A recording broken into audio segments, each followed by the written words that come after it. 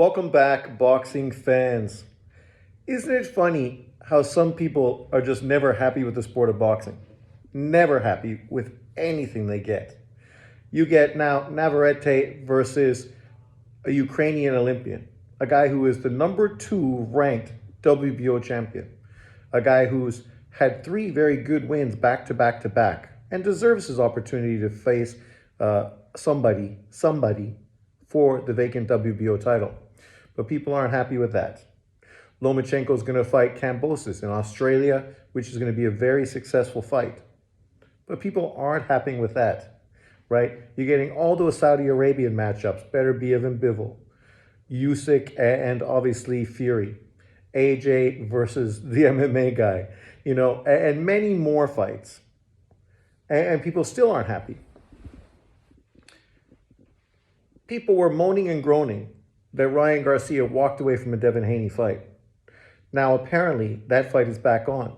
So instead of people being happy that Devin Haney's getting the opportunity to get a big pay-per-view event with Ryan Garcia, who obviously did big numbers with Tank Davis, now, of course, people are pushing more narratives.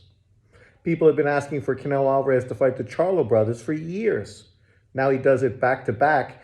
People aren't happy with that either, even though you're literally the ones who've been pushing for these two brothers to get the fights consistently.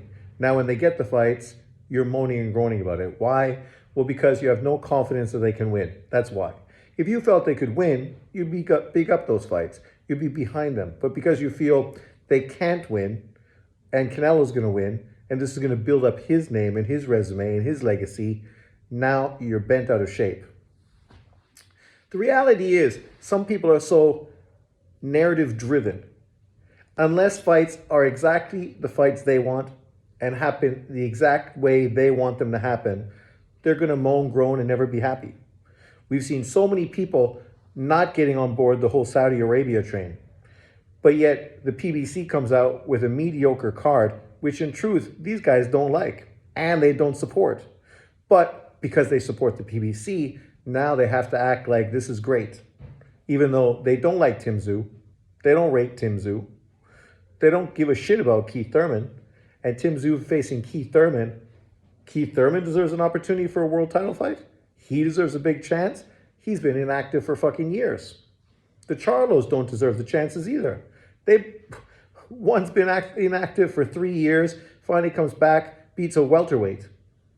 But no one moans and groans regarding them not deserving an opportunity. No. It's not about them deserving an opportunity. They're more than happy that they get the paydays. What they're upset about is Canelo Alvarez is going to be involved, and he's the one fighting them, who's going to make money and build his legacy against fighters they like, right? Yet these people consistently show their, hypocrisy when it comes to boxing. Me being a boxing fan, when I see O'Shaquie Foster is fighting Abraham Nova, I don't hate on it. It's his first fight with Top Rank. They're giving him an in-house Top Rank opponent, a good opponent, solid opponent, but a guy who got knocked the fuck out by Robson Ramirez. So is it really a great test? Is it the kind of opponent that's going to prove something? Is that a better opponent than who Teofimo Lopez is fighting next? But Teo gets criticized because he's fighting a guy these same people were saying beat Lomachenko. So you think this guy beat Lomachenko, but you don't think he deserves an opportunity to face Teofimo Lopez. Explain that to me, because I don't get it. You think that Devin Haney should be pound for pound number 2 because he beat a great fighter in Lomachenko in a very competitive fight. Talking about how Lomachenko is great, all to do what? Fanboy Devin Haney into the number 2 position. Now Lomachenko is getting a opportunity to fight Kambosos for a vacant title, and all of a sudden he doesn't deserve it, even though he is a highly rated opponent in 3 of the 4 sanctioning bodies, right? And you notice these same people didn't have this energy when Deontay Wilder got knocked the fuck out by Tyson Fury. Yet the WBC kept Deontay Wilder the number 1 ranked WBC fighter. This dude just got knocked out back-to-back fights, yet the WBC still has him the number 1 WBC fighter. The WBC has Charlo, who didn't fight for over 2 years, their champion. Instead of putting him into recess, They allow him to keep the title instead of getting a guy like Carlos Adames an opportunity to fight for that title. They have no problem. They justify it. They defend it. But when the shoe's on the other foot, when it's not a darker brogue that we're talking about, then of course there's issues, right? People are undeserving. People are hype jobs. They don't deserve the attention they're getting. I mean, Devin Haney is the one winning if he gets a Ryan Garcia fight. He's going to be fighting a guy that he can beat, and it's going to be the biggest fight of his career. Win, win, win. He's obviously going to get paid more money for this fight as well. So it's not a losing scenario for him unless he gets caught and knocked the fuck out, which is a possibility, but probably unlikely. Now there's talk about Canelo fighting Crawford. I'm not in favor of Crawford going up to face Canelo Alvarez at 168, but being a Crawford fan, if that's what Crawford wants, because that's the biggest money fight and the biggest fight available to him at this point of his career, why would I deny him? He's making a choice he feels confident with. So as a boxing fan, it's not a fight I want, but I'm not going to deny Crawford the opportunity. Obviously, the fight Canelo should be doing in one of these next two fights on the PBC side is a David Benavidez fight. And if he doesn't fight David Benavidez in May or September, the WBC should strip him again, just like they did when he was mandated to fight Golovkin. And he didn't fight Golovkin, so they stripped him and gave Golovkin his title. The same thing should happen now, right? Some people act as if everyone is cool with this, yet I have not seen literally any channels cool with it. None. I haven't seen even the biggest Canelo Alvarez channels not calling it a duck if he doesn't fight Benavidez in his next two fights, in his 2-fight deal that remains with the PBC. As far as the Jaime Munguia fight, Jaime Munguia just proved he deserves a fight. But we know he's not going to be part of the PBC, so it's obviously going to be part of the next deal after that. If Canelo so desires to continue to fight and continue his career, he may not. At any moment, he may decide to retire, right? I'm a Lomachenko fan, so Lomachenko getting a chance to fight for a vacant title to become a 2-time 135-pound champion, of course I think it's fair. He arguably beat Devin Haney, the undisputed 135-pound champion. If that doesn't put you in line for another world title fight, I don't know what does. You tell me what fighter currently at 135 pounds deserves an opportunity more than Lomachenko. Let's go through the list. Tank Davis was just elevated. Didn't fight anyone, but was elevated by the WBA. Literally just elevated. So there you go. Shakur got a vacant title facing a guy who's never beaten a top 10 opponent. So there you go. He gets his chance. Then we talk about who? William Zepeda. William Zepeda, if he beats Maxie Hughes, is going to be Lomachenko or Kambosos' mandatory. So the winner of that fight is going to have to take on the winner of Zepeda, Maxie Hughes, in their next fight. So they're not being gifted anything. They have to have 2 fights to really justify them being the IBF champion.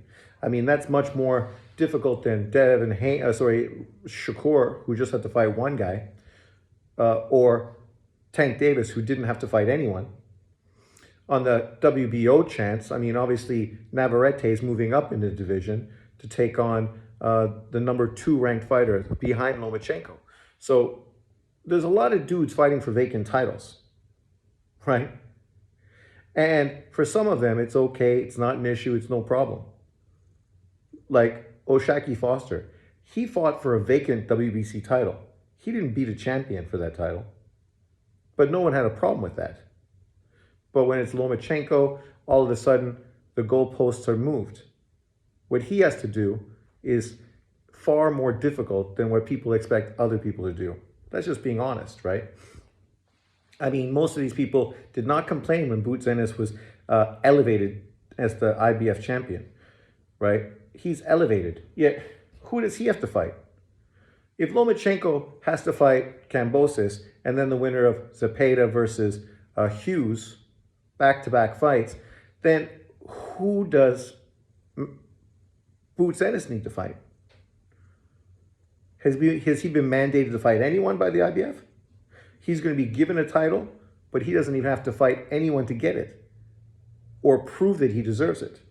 Whereas Lomachenko has to go through two guys and two legitimate top 10 135 pounders in Kambosos and most likely William Zepeda, who stylistically is no easy walk in the park, stylistically for Lomachenko. That, my friends, is going to be a difficult fight when the day comes. But the haters don't care about that because it's all about narrative. If Lomachenko's name was Larry Mosley and he was from fucking South Central, we wouldn't be having this conversation. People would be making videos praising him as a 30-year-old who's never fought for a world title.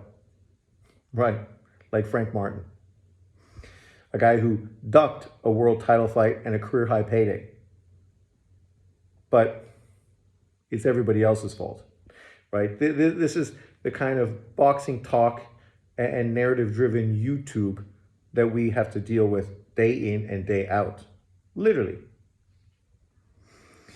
People are just not boxing fans, because if you were boxing fans, you would take everything for what it is. In theory, I don't have a problem with Tim Tszyu facing Keith Thurman, but it shouldn't be for the WBO title. And it shouldn't be on pay-per-view. As far as Rolly Romero fighting Isaac Cruz, that's a great fight. But Isaac Cruz is moving up in weight to fight for a world title. Does he deserve a world title shot? And Rolly Romero, who just got knocked out by Tank Davis, did he deserve a world title fight? People complaining about Lomachenko and Ryan Garcia getting chances, they didn't have really fucking anything to say about Rolly Romero, right? Think about that. Like, that dude who got knocked out by Tank Davis deserves a world title fight. At least Ryan Garcia has got a victory after getting knocked out by Tank Davis, right? He's got a victory, and now he's getting a world title fight following that. So you can see why he's getting the fight. Also, we know why he's getting the fight. The only reason Devin Haney is fighting him is because the money is right. If the money wasn't right, this fight wouldn't be getting done. Lomachenko fighting Kambosos is happening because the money's right. Australia, Perth, the government of Perth, they're paying money out of their pockets to get that event to come to Australia, to have a big sporting event in that part of Australia, which is a very remote part of Australia, mining area. So the money is right. That's why the fight's going there. The fights in Saudi Arabia are happening. Why? Because the money is right. No fights in boxing happen unless the money is right. And as boxing fans, we know that. We understand that. It's just ironic. It's only sometimes when people always are talking about the money. When Devin Haney offers a 75-25 split with Shakur Stevenson, somehow now it's Shakur that's ducking. Even though everybody knows that's not a fucking